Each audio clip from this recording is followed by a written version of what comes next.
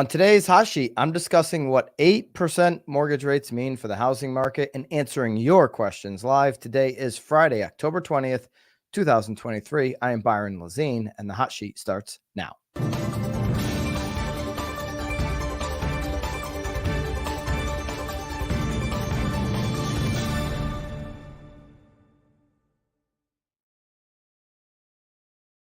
All right, welcome to this free format Friday edition of the hot sheet. Let me know which market you're tuning in live from. I'm back in my Naples studio. Good morning from Buying Dominican Republic. Savan, good morning. Trisha, good morning. Hope everybody is doing well. I'm going to take the conversation here on a free format Friday in whatever direction you would like to take it. Definitely going to update the 8% mortgage rate, which was hit and then exceeded yesterday. That's right. We hit it on Wednesday afternoon, an 8% according to Mortgage News Daily. And then yesterday it came in at an 8.03. And this is the barrier I talked about in yesterday's hot sheet. Now that we've actually put an official 8 on the mortgage handle, we will see it exceed and go past that threshold. How high will it go is the question. Are we going to start talking about 9 in the future? What are going to be some of the implications of now being at 8%? But we have a lot going on other than just that. We had some questions in the BAMX community. If you're missing out on the BAMX community, you can get in by just using the code HOT on the link down below to join BAMX, where you get all of the hot sheets daily downloads every single day, all of our courses, extra content, and access to our private community. We're going to answer a couple of questions from BAMX, as well as any questions that you'd like to bring to the table. There's a lot going on. There's the Sitzer Burnett class action lawsuit that is happening in Kansas City, Missouri. We're now going into day 5 here on this Friday. If you want to chat about that a little bit, I'm happy to go in that direction as well. We've got the call-in number, 203-548-0417, where you can leave a comment, but 203-548-0417. The number is flashing down below. So if you'd like to call in and have a conversation about any of the stuff that's going on, it's definitely been a wild week. I'm happy to take your call and answer the questions there as well. Again, that number is flashing down below, 203-548-0417 for anybody who'd like to call in. I'm also going to be covering with Tom Toole and Lisa Chinati later today on at Knowledge Brokers Podcast, separate channel at Knowledge Brokers Podcast. A lot to do with the lawsuit stuff that's happening there today. Let's start with the 8% mortgage rates. It's what's going to impact housing even more going forward. And Bloomberg did a pretty decent piece, I think is worth us covering here. Just came out yesterday about what will happen. What will 8% actually do to the housing market in their estimation? Okay. Let's take a look at their number one point that they're making about 8%. The impact of higher rates has been slow. Completely agree with this. And this is something that Jerome Powell has said many times. We've been covering this every time the FOMC meets and every time Jerome Powell takes a stand and does a press conference. They're going to be meeting again, by the way, on October 31st and November 1st. We're going to find out if the Fed is going to move the federal interest rate up yet again. The moves he's made have shot up over time here, this 30-year fixed rate since last year, now in the highest level in 23 years, first time being over 8% since the year 2000, the first time we've hit 4.9 on the 10-year Treasury since 2007. But he's often said, and this is something he's made a point of saying, is a lot of what they've done we haven't felt yet. A lot of this restrictive policy making from the Fed is in the future. It's going to impact us even more in the future. It's going to slow down the economy more even in the future. And that's what the case that Bloomberg is making here that is happening now. The effective rate of mortgages in the United States, the outstanding balance is somewhere between 3.6 and 3.7%, meaning the current outstanding balance that's out there. The prevailing rate, though, is approaching obviously 8%. We know that it's now over 8, Bloomberg. That is a gigantic gap that we haven't seen in decades, over 40 years at this point in time. They haven't seen the gap on, what is the average across mortgage holders in the country, 3.6, 3.7, that gap between 3.637 and 8 is the largest gap in 40 years. It's one of the reasons we're seeing a freeze in inventory. Okay. And so even though it's eroding on the margins. Okay. This was a quote here in this Bloomberg piece. Now, the higher impact of rates has been slow, but you're starting to really see it impact everything right now, not just the world of housing and the 30-year fixed rate. You're seeing this higher interest rate impact. Talk to business owners, talk to people in your community that own a business, especially ones that deal in the luxury price point. Are sales up or down month over month? Ask every business owner that you come across with. What's it like in your business? What are you seeing? Sales up or down? Most are going to say down. They're seeing a slowdown. They're seeing a Q4 slowdown. People are spending less money. People are being more cautious. This is all now starting to catch up. Prevailing mortgage rates have not decoupled much from outstanding in decades. Okay, so look at this. The prevailing mortgage rate versus the effective rate of mortgages outstanding going all the way back to 1990. Those lines have been relatively close.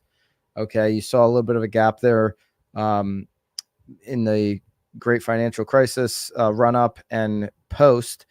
Maybe the biggest gap you see on this chart, but nothing close to the gap you're seeing now. What is that going to mean for a 2024 market? I think one thing is obvious is you're going to continue to see this deteriorating affordability, and it's going to equal lower demand. It's look at let me see if I can find it. There is a NAR report out. NAR reported that we are now under 4 million on existing home sales on a seasonally adjusted basis. I definitely saw this chart earlier in the week. I'm gonna bring it up. It's the first time since they started recording the seasonally adjusted 12-month run of sales that we've actually seen it go under 4 million. Usually, there's a lot of people that have said, I know Logan Motoshami's in this camp. You just have never seen seasonally adjusted home sales go under 4 million. Okay. So here's, Steve Harney tweeted it out. So let me show you the chart here. And then I'll go to Steve Harney's tweet on Twitter X here. Existing home sales, the seasonally adjusted annual rate. This only goes back to 2019, but if you pull it on the last 25 plus years, you don't see a sub 4 million on existing home sales like you're seeing today, 3.96 million. You did see it get down as low during that quarter of COVID, the initial quarter there at 4,090,000, obviously shot right back up to really high levels. Not as high levels during the great financial crisis, but really high levels. Let me see actually if I can quickly here pull up.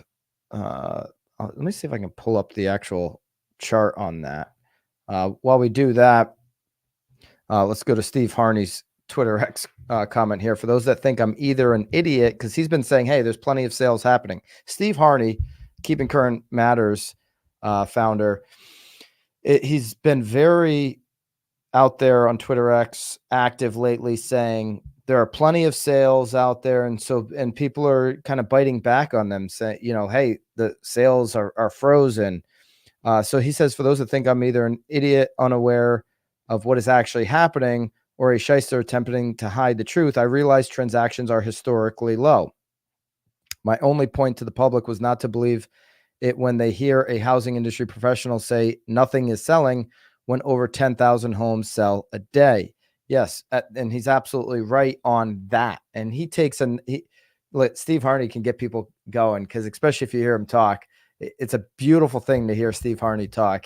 He's got a great, big, deep Long Island voice. He can take a position. He can defend his position. So I love listening to Steve Harney talk. And he's absolutely right. There are 10,000 homes selling a day. It goes back to the argument of, is NAR really doing the industry any favors by having 1.5 million members and more agents than that serving 10,000 home sales a day? I don't think we need that many real estate professionals out there. I think that argument is getting more valid by the day. That do we need a part-timer that does 2 or 3 transactions in a year and has 2 other jobs? The whole Sitzer Burnett lawsuit that's going on right now, and when you hear some of the sellers and their experiences that they've shared so far on the stand this week in Kansas City, when they share some of their experiences, I happen to just kind of think about all of the experiences people have with part-time agents, with agents that sell less than a handful of homes a year, because they think they have the right to do it because they have a license, because there are code of ethics that NAR makes you follow, but there aren't a standard in having to sell a particular amount of homes. There isn't a standard on real education that you need. Yeah, there's an online click-through on making sure you get NAR's code of ethics, but there's not a standard of what you actually know to be able to practice. There's not a standard on how many deals you actually do. And so you've got these license holders out here that are scooping up 2, 1, 2, 3 deals at a time. You do always see the majority of the deals shift towards the professionals, but shouldn't the real professionals in this industry be doing more? I'll just leave you with that. You can let me know what you think in the comments. And so Steve Harney's defending his position that there are still 10,000 home sales a day, but the quality of the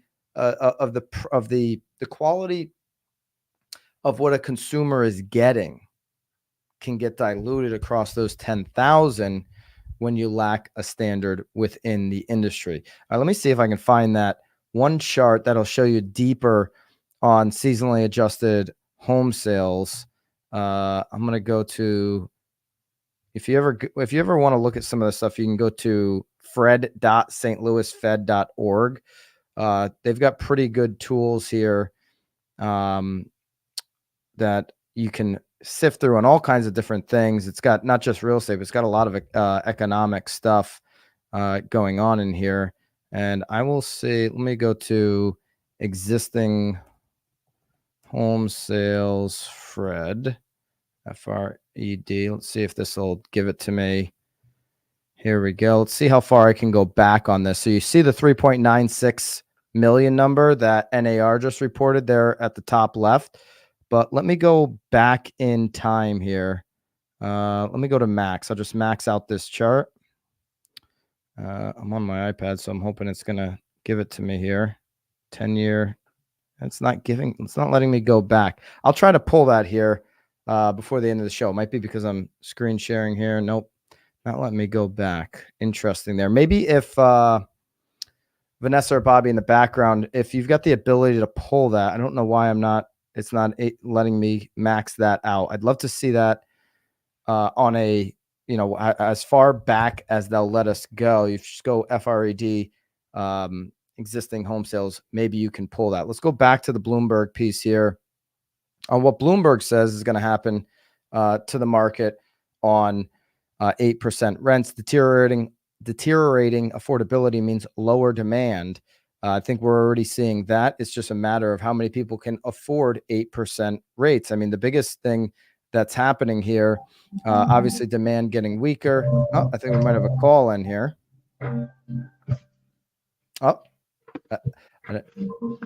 so this, I don't know what the sound. Are you in a hotel lobby or where are you at? I am not in a hotel lobby, but this is the chart. I'm hearing chimes in the background. That's the same chart that I just had pulled up. It's not giving you 25 years though, Bobby. That's giving you the same data I just had. Yeah, so this is the maxed out click here. This is all this is letting us do here. What's the date on the left? So the date all the way on the left is September 2022. Yeah, get rid of that. That's the same one I just had up. That's not what I'm looking for. I'm looking for 25, 20 years out, which I will find. There's definitely one out there on that measurement. But going back here, it's demand is even weaker. If rates are going to stay elevated, we think demand will remain tepid. It's an obvious because home prices just aren't going down, but higher rates could also mean tighter supply. Interesting here because a lot of times in the past you see higher rates, but you see people come on to the market with these higher rates. Not happening now. People are holding on to their real estate because they're at that 3.6, 3.7 average across the country. Existing listings retesting historic lows. We cover that every single Monday. New listings are at historic lows. After climbing for a year, the total of listing for homes for sale has started to fall again. So we're going to continue to see inventory tighten up. Tightness in U.S. housing means consumers may treat their homes differently than before. This is really what I'm talking about, where people are just going to hold on to this house. And so I'm not saying, Steve, that no homes are selling. Get it? 10,000 homes a day are selling. It's almost 40% less than what was selling just 2 years ago. And I think that's the freeze that people are feeling. And you haven't seen the agent count drop by 40%. Maybe you will now with some of the stuff that's going on here just this past week in Kansas City, but you haven't seen it yet. But tightness in U.S. Housing means consumers will treat their homes differently than before. In the aftermath of the 2007 housing bubble, many homeowners simply walked away from their underwater mortgages when they couldn't make their payments. For those that were in it back in 2006 and 2007, as an investor, as an agent, you know what it was like in 08 and 09, in 10. People were just walking away from the home, leaving things behind, leaving the front door wide open and driving off and never coming back. I was talking to a couple agents, one agent actually, and her spouse the other day up in Connecticut.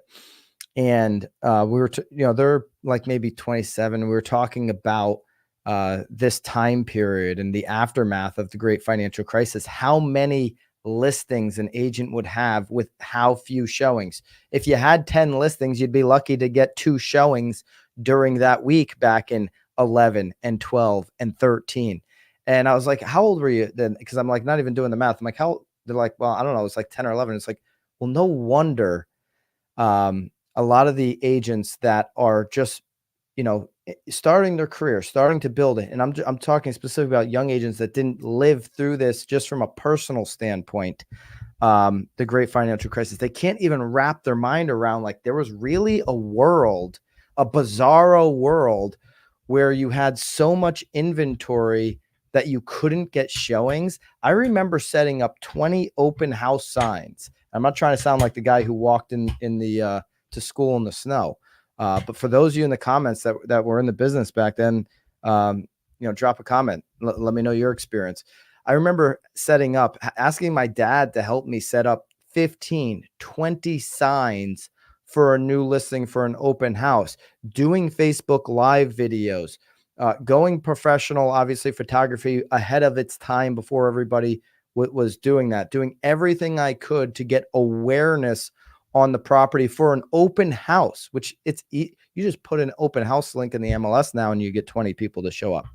But for an open house to get one person to show up, and it was, hey, I'm the neighbor. I got your letter about inviting me over for some free snacks. Where are the snacks? Right? That was the market right now. Everything is opposite from then. This hard housing market is very hard, just like that one was hard, but on opposite ends of the equation. And so this is gonna play on a complete reversal of how that played. However, in 2023, writes Bloomberg, with home prices still close to their all-time highs, wasn't the case then. They dropped like a rock, and the cost of rents surging, slowing down now. Bloomberg, take it easy there. There are signs that Americans are more dedicated to preserving the equity in their home.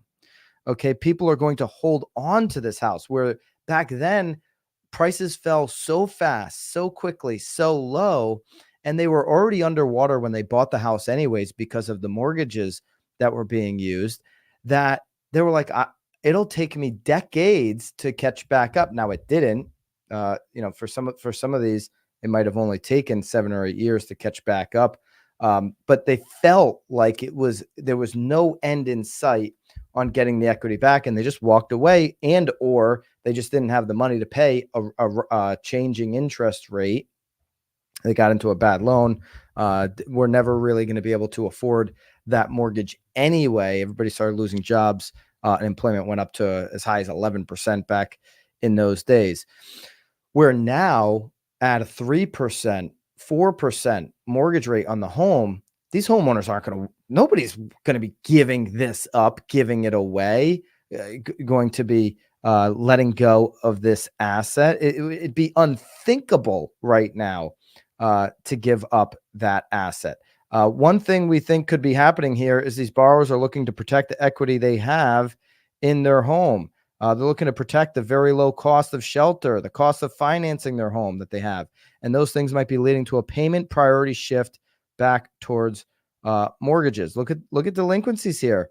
There's a little pop in the upward direction, still near relatively all-time lows, but this is an indication that we're going to want to continue to monitor here week over week. What's it going to look like next week? Does it continue to go up? Does this line start to flatten out? It's all going to come down to supply. Everything in affordability right now is coming down to supply. According to this piece here from 1980 to 2012, a steady 25% of all homes were owned by those 65 and older. Today, that figure stands at 33%. The team at Morgan Stanley sees it only going higher. I had this conversation the other day too. Knowing that number, 33% are 65 and older. Somebody said, do you ever think we're going to have high inventory levels again? I absolutely do. Over the next decade, we're going to start to build. And we're going to try to catch up for the last decade of not building. And in a decade, those that are 65 and older are going to be the 75 and older category. As boomers that are holding on to all this real estate continue to age up, we are going to have a wave of inventory in 10 to 15 years.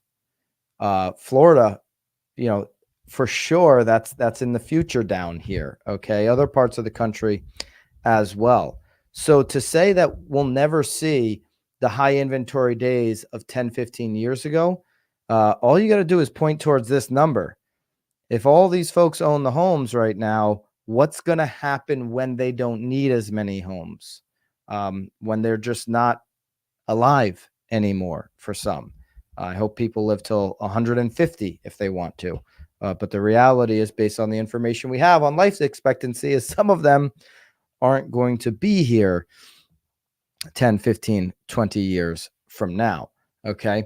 And that was the last point here that Bloomberg made on what's happening here in an 8% world. Now, speaking of baby boomers, I think we had a question in BMX this week. Bobby, if you want to post that on baby boomers, specifically from an agent, and maybe I think it was along the lines of what I don't have it up in front of me. So if you could put it up here and I'll read it. Perfect. There you go. Yeah, if you could just maybe zoom that up a little bit for me. All right, here we go. Here's the question from Jennifer, wondering if I could touch on this today on Free Format Friday. Jennifer's approaching 50, been a full-time agent forever. So Jennifer probably remembers the great financial crisis days. Have a steady stream of business, but would appreciate new business. I feel that much of what is being presented, and I love where Jennifer's thinking right now, because even if you are heavy referral business right now, in a world where we're under 4 million seasonally adjusted projected sales here, we need to go wider. We need more business. We need new business. We need a bigger pipeline.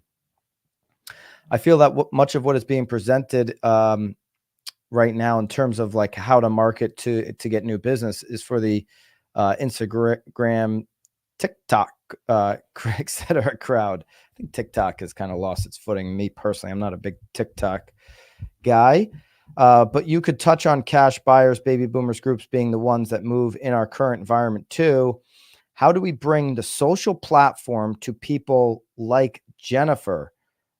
She says, damn, I sound old. I focus mainly on Facebook and started a YouTube channel for fun for that reason, because of Aside from okay, great, I've got it. So Jennifer, Facebook is still crushing it.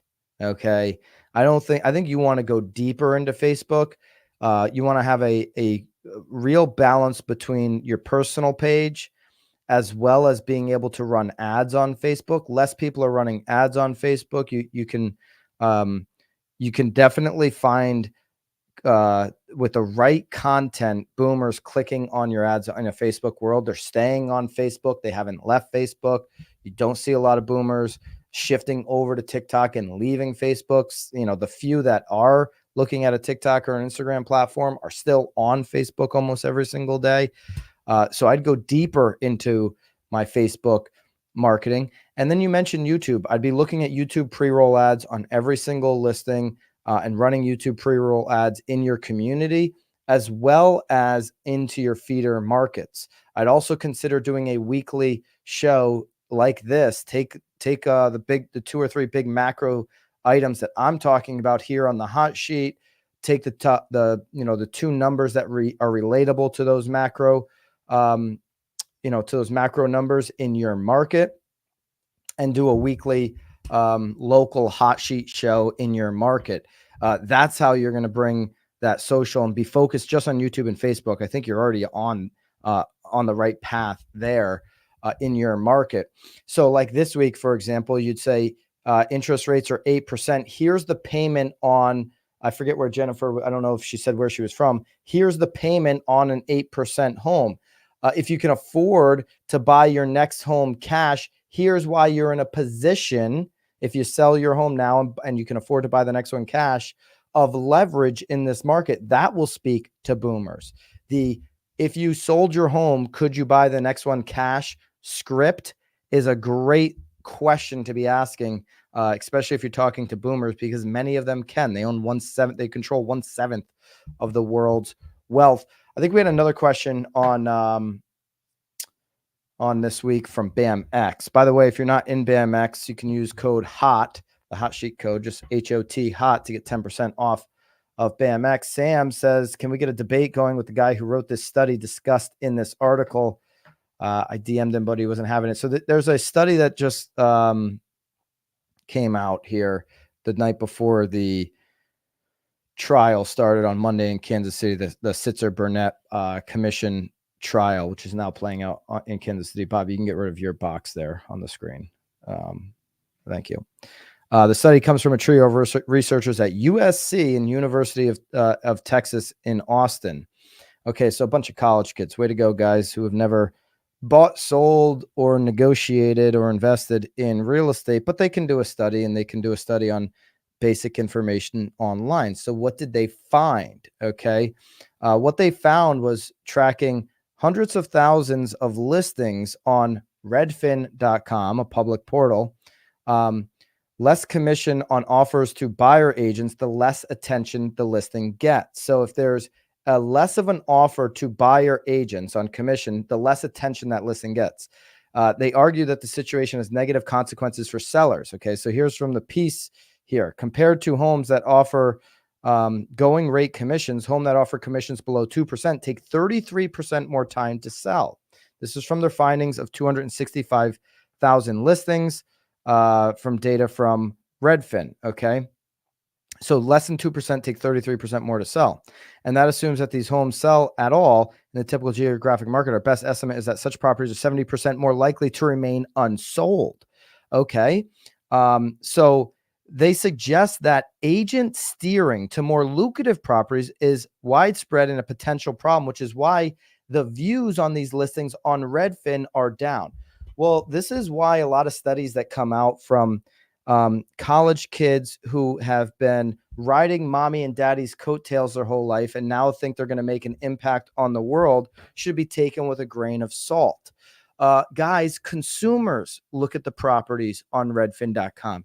Agents don't. Agents aren't sending consumers redfin.com listings. Agents hate redfin.com. You bozos from USC and University of Austin. Agents are setting them up on MLS searches. They're setting them up on other searches, maybe a Real Scout, maybe other tools that they're using. And so consumers are looking at Redfin. So why are consumers looking at these listings that have less of a buyer agent offering? Why are they looking at the ones with less of less amount of times?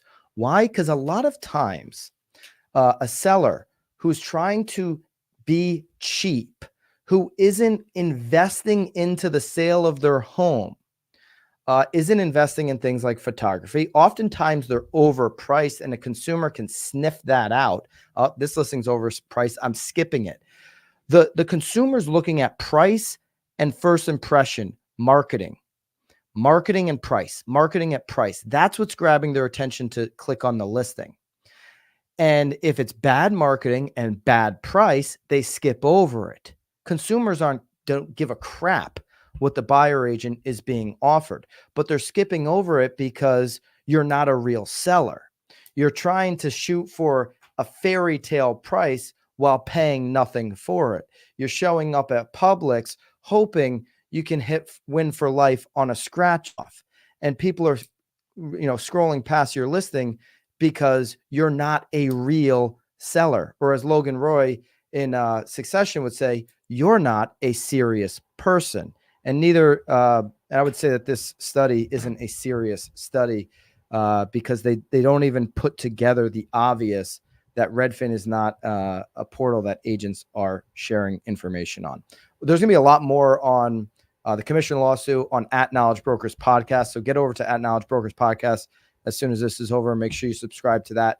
Hit the bell so you don't miss anything that's going on there. You haven't missed anything on the 10-year. It continues to stream up here. We saw yesterday the first time we actually crossed the 8% barrier after one day of hitting 8%. The Freddie Mac weekly survey is up to 7.63. That'll be even higher as we look at it next week. Okay, if you've yet to do so, please subscribe to this channel, the BAM channel. Hit the bell here. Really appreciate the questions in the BAMX community. You've got a code HOT to get 10% off of BAMX. I'll see you guys on Monday. Have a great weekend. I'll see you actually at Knowledge Brokers podcast 2:00 when that goes up later today. If you're watching the replay, love for you to leave a comment. And if you're listening on Spotify or Apple, please consider leaving a review. We really appreciate that. Have a great weekend. Until next time, toodaloo.